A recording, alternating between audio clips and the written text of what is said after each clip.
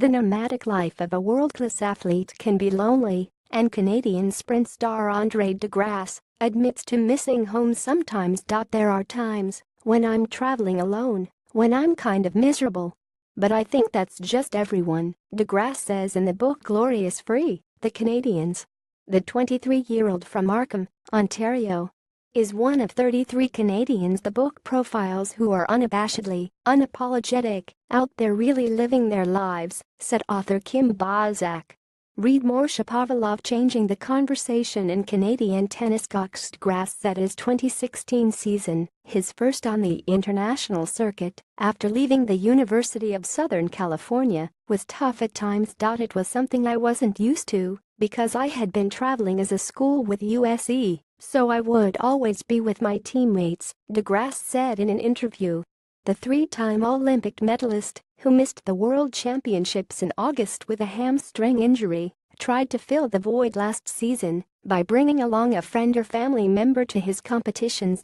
So that has been a pretty cool experience for them, De Grasse said.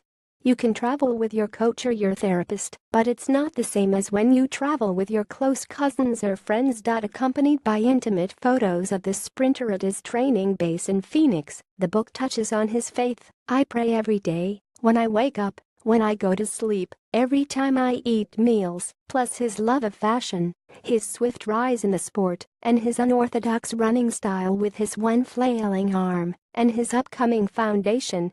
The inclusion of De Grasse in their visually beautiful and hefty 396-page coffee table book was a no-brainer for authors Bozak and Rita Field Marsham. We wanted to uncover some of these unsung heroes, Bozak said. It's easy, there's lots of low-hanging fruit for amazing Canadian stories that are inspiring. But they're told, and they're retold, and we wanted to tell some new stories.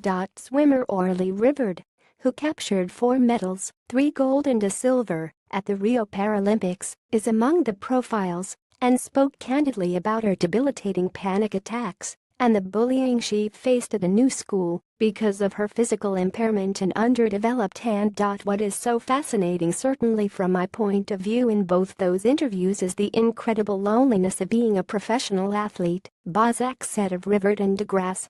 Rivard recounts a year of bullying she suffered, including an incident one day at practice. A fellow swimmer tossed a water bottle at her, and the 21-year-old from St. Jean-sur-Richelieu, UK, hurled it back, hitting the girl in the face.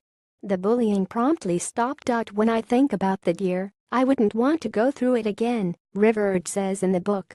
But it really made me who I am today.